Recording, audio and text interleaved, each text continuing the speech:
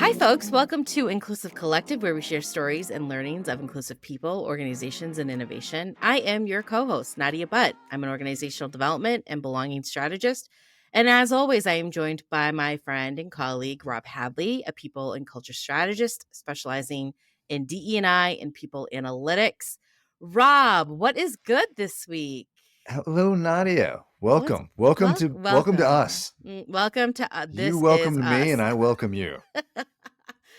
Rob, last Yes. week was the Grammys. Do you have any thoughts on them? Did you Last week watch was the them? Grammys. Yeah. Was it? No, I did not. I saw, obviously some of the headlines and a few things there. Obviously, I saw like the That most bubbled up. prominent thing was Jay-Z. Oh my Um, gosh. Yes. Most people would say the most prominent thing was Tracy Chapman, but you're saying Jay-Z. well, what I saw. What I saw was Jay-Z's speech. Yeah. Okay. And what were your thoughts on it? Well, I didn't go back. I didn't even know what he was talking about. Okay. So I don't know. What are we talking? What are we talking Well, about? okay, so let me give a little thoughts here. So Jay-Z accepted the Dr. Dre Global Impact Award. And while Uh-huh. he accepted the award, he addressed the Grammy Academy for past slights in the rap categories and for repeatedly snubbing Beyonce, his wife. Okay, so he And was talking about in Beyonce. yeah, he's talking about Beyonce in the all genre album of the year award. He mentioned how subjective the decisions are. And I don't know, Rob, like I mean, listen, say what you will about Jay-Z, but like I actually think what Jay-Z was doing is actually pretty powerful. Like he's addressing the bias in decision making, like the Mm-hmm. lack of transparency or For sure. the rubric in decision making. Like I think he was doing what he was doing was shining a light on the disparities in those decisions and subjectivity in the awards, and I think it's pretty incredible. Yeah. Well, I think he's right. I think, but you know how I feel about. We talked about. You talked about the Oscars and the Grammys before. What I feel about in terms of Totally. awards for art are subjective. Right? They Totally. flat out are. And so, I think the point that he's making is if you look at the voters, they are probably disproportionately not. They're probably disproportionately white, older, right? Maybe not Maybe not necessarily as listening to tuned the genre, right? into Yeah. into what Beyonce is doing, To the left, and to then the left. yeah, and I love Beyonce, but you also then have to go back and say, okay, what years was she up for album of the year, and Sure. do we believe that that she was slighted? Because sometimes Right. you know people do bet, in a particular year, you may Yeah. just get beat, right? Like this Totally. happens in every award, right? I remember, I'm old, Susan Lucci never won like an Emmy and she was Yeah, that's nominated like right. 19 times. Totally. And Daytime so, Emmys. Yep. yeah, yeah. So anyway, like I don't want to necessarily knock the folks that beat her in those particular years. He's Yeah. probably right to call out the subjectivity and the bias in the voting of Right. how these things are determined, for sure. Right. And he looked great. Like that's what number one. He did I look was like, great. So damn, he did their looks good. daughter. Yeah, totally. And, some of the just highlights of the Grammys, I know we're not at the deets yet, but I did want to highlight some other things. So Tracy Chapman sang her song Fast Car with Luke Combs. That was a really beautiful moment. What else? There were several firsts. So like Miley Cyrus and Taylor Swift became, they kind of had their first in terms of like Miley Cyrus. It was her first ever winning of the Grammy. I don't think that should have Taylor, happened. yeah, I don't know who she was I don't competing, even but know. that Yeah, was I like a didn't see it. highlight. Yeah. Yeah. Taylor Swift became the artist with the most Grammy wins for the album of the year. And this is my favorite. Annie Lennox sang a tribute to Sinead O'Connor and proclaimed, quote, artists for ceasefire, peace in the world, end quote. I just thought that was a beautiful moment using your platform. Okay. Amazing. I So didn't what's watch going it. on? I didn't watch it either. I just saw clips. It's so late on a Sunday night. All right, Rob, what's going on this week? All right. So this week on Inclusive Collective, we're going to be talking to each other, Nadia. We're Me going and to be you. talking about Zoom's DEI layoffs, new research on remote work, how the census measured disability and child labor in supply chain. Later, I'm going to rant about age bias, one of my favorite topics. And Nadia is going to rave about an award-winning music educator. But first, Nadia, Yep. let's do it. Let's get to the Let's do deets. it. What do you Let's got? get to these. All right. So, Rob, what is something most of us use on a daily basis?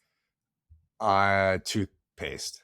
That is true, but I also would argue that most of us use Zoom. Oh, right. So, according to Fast Company and Bloomberg, Zoom followed in the footsteps of many of its peers in the tech industry and laid off 150 of its employees in an effort to redirect its resources and invest in what the company described as crucial areas of the future. Mm, One of those teams that was impacted, they were deemed unnecessary, was a group of employees that were working on diversity, equity, and inclusion for the organization. In an email, the COO emphasized that Zoom continues to be committed and focused on inclusion, but they all would right. focus on bringing on external consultants. Thoughts, Rob? Well, first, when you sent me this, I thought that it was going to say that they're cutting back on remote workers or that they wanted everyone to come back to the office, which I Yeah. thought that would have been awesome if Zoom Yeah. wanted everyone to come back to the office. S- Um, so, but no, I think that, so it says, DEI team's out. We're going to focus on consultants. I don't know, how what the amendment was. I didn't see the actual statement. But what it could have been is I'm the CEO. I guess you said the COO, which is already starting to get weird. But it says I'm the CEO. I'm responsible for DEI. I'm going to make sure that all this happens. I'm going to make sure that we hold people accountable, that we get to the commitments that we made previously, Yeah. and we may use experts to guide us, in our journey. But I'm Sure. I'm I'm responsible now. So I think that could work, and I think ultimately that's something that could happen in a way that people feel good about it. Sure. Certainly not the folks that are getting laid off, Yeah.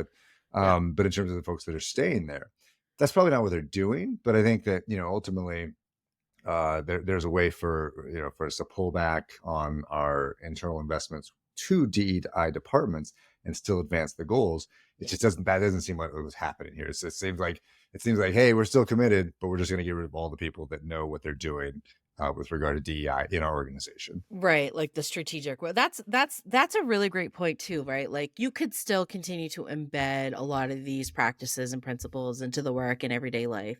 And then you don't need a DEI committee or group or team or department. And so I'm not saying that you can't do that or that you shouldn't do that, but I do wonder what was in like the strategic plan and what will be the impact. So also just kind of just something to consider. Zoom brought on its chief diversity officer, a person named Damian Hooper Campbell in June of 2020, when Mm, most of these roles are being hired for, and published its first diversity report in 2022. And then Damian Hooper Campbell left within 22 months and was never replaced. So okay. I think that's interesting too. So I think this is actually quite significant. It'll be interesting to watch the rest of the players in the tech industry and field and other organizations that kind of see the tech industry as role model and how they follow. We already are seeing it, right? Like we saw it with X or your previously known as Twitter. They got rid of their DE&I group because of their CEO. And then I think it's also part of like the broader conversation and considerations of the conservative and cultural pushback that we're seeing. So I think we got to keep an eye on this year. We it do. I mean, I'm hearing it more and more It of sounds like the benefit of the doubt that I was giving the positive spin, that I was completely wrong and off, and it sounds like these people are not committed at all. maybe like I want And to, yeah, I want to hope for the best and think that it is that yeah, positive spin, but I don't know if organizations are ready to actually make that big leap of embedding it into their cultures. Like we work with many organizations and this is a change management it takes time. It's not something that can be done overnight or even within a year. So, it's just interesting to me. We'll see what happens. yeah, yeah. Well, let's move on to the next story, and let's talk about another thing that takes time to take hold, and some of the other things that we have from fallout from the pandemic in 2020. So, according to new research from the fine people at Wharton, which I am told is the business school at the University of Pennsylvania, work from professors David Su and Prasanna Tambe. I hope I'm pronouncing that right. Professors examined job postings and applicants from tech startups. They were able to determine through data and analysis, actually, that when the same jobs went from in person to remote, the roles got 15% more female applicants and 33% more underrepresented applicants. So a lot of confirmation of the things that we've been hearing, but this is a really Mhm. nice study because they started working on this from 2018 through 2022. Yeah. The benefits, of course, to these groups are time flexibility, location flexibility. Mostly they were looking at tech roles. And so the roles for tech jobs are primarily in 5 cities: Mm, San Jose, San Diego, San Francisco, Seattle, and Boston. These are some of the most expensive cities in the US to to live. live And in. so, Yeah. um, Yeah. and I was actually just thinking about how unhealthy living in Boston was this week. I was talking to Were someone about you? it. Yeah, Oh, I was like wow. remembering my days there, and like, that's an unhealthy place. But Oh, wow. and it also limits face-to-face interaction, limiting microaggressions for some underrepresented groups. Nadia, what Yeah. what are, what are, what are you what are you thinking? Well, right now I'm thinking why you hated Boston so much or why you thought it was so unhealthy, but I get it. Yeah, so okay, so the study was focused on the tech startups. I personally love this study. Like when I read it, I was like, "Oh, we definitely have to talk about this because this is an ongoing conversation right now." Um so this, when we think of the tech startup space or the tech space in general, like this industry already has an underrepresented number of women and minorities, Hmm. right? When we think of like STEM or STEAM is what folks are calling it now. Listen, like to me, like I said, this is a nonstop conversation. And I'll say that there are some people who really do appreciate the social aspect of going back into the office and having that flexibility, maybe to work hybrid. I think there are people that like the focus and the less distractions that are maybe at home.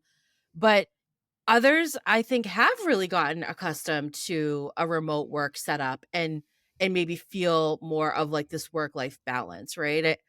I I too, Rob, like this past week, I had to drive only 7 miles up the road at 8:30 in the morning to a client visit twice, Monday and Tuesday, and it took me over 45 minutes to drive 6 miles. Like, Right. There and you I go. and I literally was driving home that day, called my sister and was like, and she reminded me, she's like, "You did this 5 days a week when you worked downtown in Boston." I wasn't even going downtown.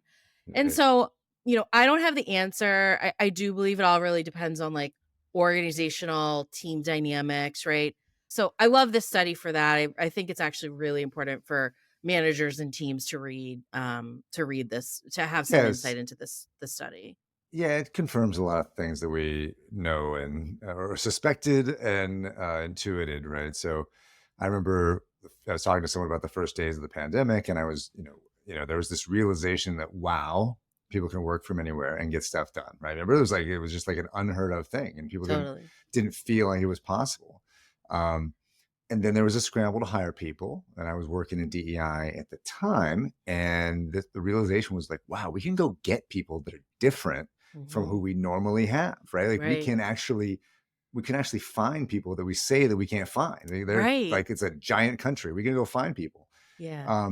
And everyone did. And now, even though we have a lot of data to the contrary, the idea that people have to be in an office, it's just really embedded. It's really hard to shake for, certainly for, I think it's somewhat generational, right? So Right.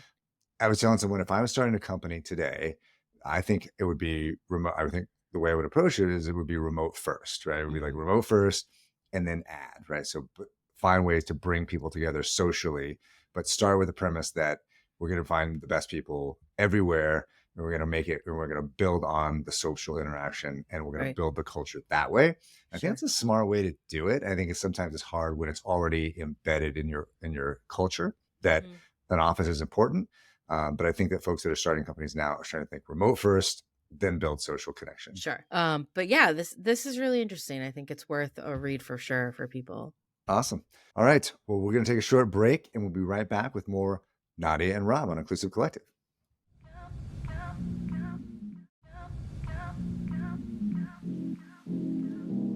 Hi folks, welcome back. So we are doing our Deets episode here.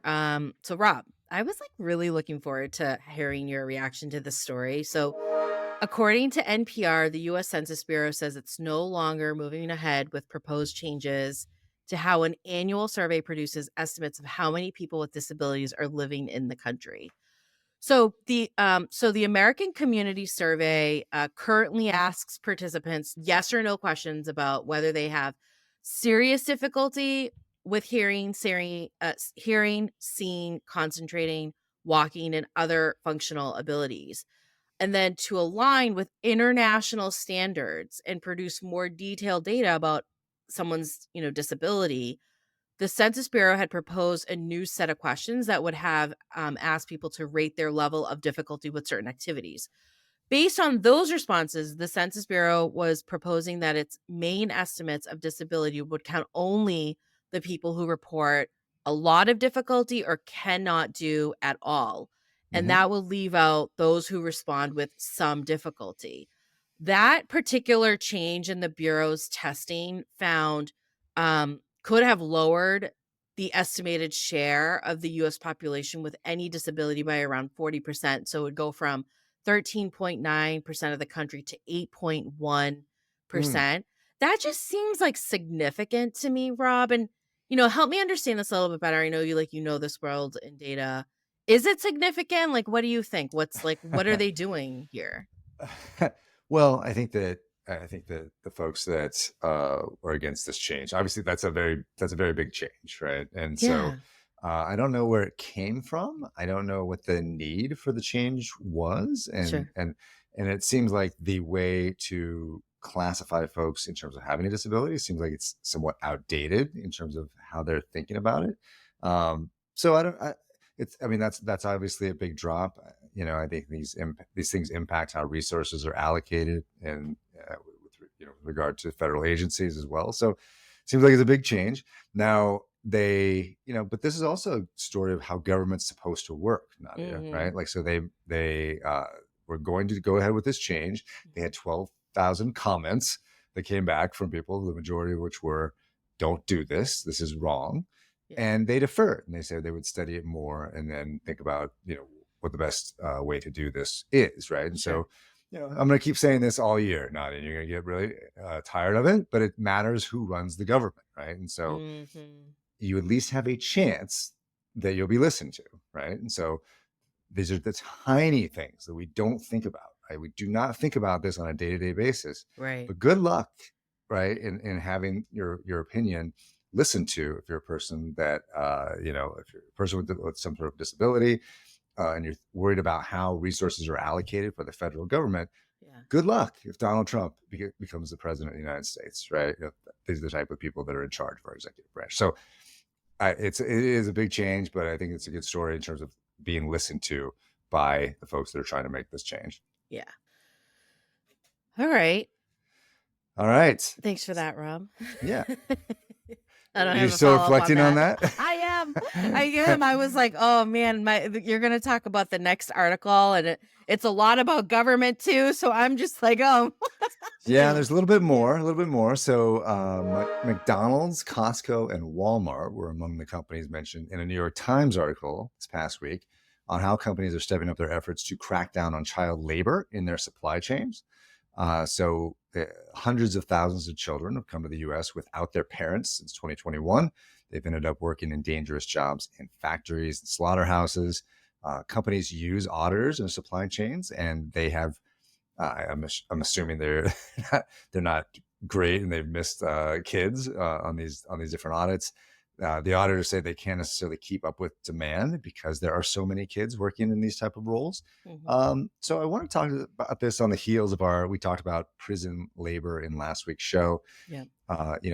It's not unreasonable that a company which has thousands of suppliers can't know everything, and they rely on their auditors. But what did you think about? Well, in all full transparency, I wasn't able to read the article because Oh, my New right. York Times was a little bit finicky, but, my initial reaction is like, "Wow, McDonald's, Walmart, and Costco have been in the news a lot lately." And, I guess good on them to really get a better understanding of their supply chain and process. And in all seriousness, like, I am reminded by our conversation last week, when we talked about the forced labor with incarcerated people, both of these stories is exploitation to the max. And, just one final thought, like I personally have become a little bit more conscious around where like the goods that I purchase and the foods that I purchase come from and who's involved in that supply chain and that process. And it is really a hard thing to understand sometimes. It can be very unclear. unless it's actually put on the package that like this did not go through, any sort of enforced labor or Hmm. Hmm. child labor, or if the company itself kind of declares that. And I'm not a politician, thank God, but Not yet. not yet, Not no, yet. never. But but there's so many root causes of this particular problem that like need to be addressed and solved for. Yeah, I mean, I think you hit it in terms of it's really hard for a company. I get it, right? Like they, a lot of these companies that they pointed to have explicit policies against forced labor or child labor being in their supply chain. Hmm. And so they, they have auditors, and the auditors, there's an opportunity here for the auditors to grow, and maybe Hmm. someone's getting the auditing of child labor business. There's an opportunity there, um, but the government has a role to play too. I thought that was one of the things that you're going to touch on as well, right? So the Yeah. Department of Labor, they need to audit this as well, right? Like Right. they need to be in these Right. factories and slaughterhouses, and so just the idea that we would never even fund the Department of Labor Hmm. to the way that is needed in order to be able to find this stuff, it's something that would be a non-starter. I mean, like even I would say even both political parties would hesitate to fund this type of auditing, inspection, and enforcement. So Sure. it's an interesting gap in our priorities as a country, and we really rely on these companies to really think about how to figure this stuff out and get it Sure. right. So we hope that they invest a little bit more of their resources to finding child labor in their supply chain. Yep, absolutely. Well, thanks for that, Rob. That is it for the deets, but we will be right back with our raves and rants. Stay tuned. I don't like the stay tuned. Stay with us. Stay with us. Stay with us. Stay tuned You on could your use that radio. blooper.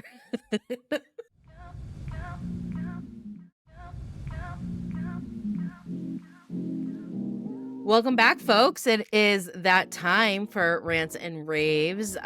Rob, you got the rant toss here. So what do you got for Oh, us? what did we toss? We tossed a We silver tossed dollar. before. Yeah. Silver dollar. Silver dollar. Do those still exist?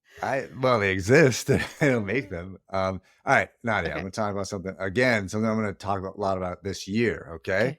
so you may have heard that the special prosecutor released his assessment of President Joe Biden's handling of classified documents last week. A Mm-hmm. lot of the criticism has been around, that it seemed to be somewhat politically motivated.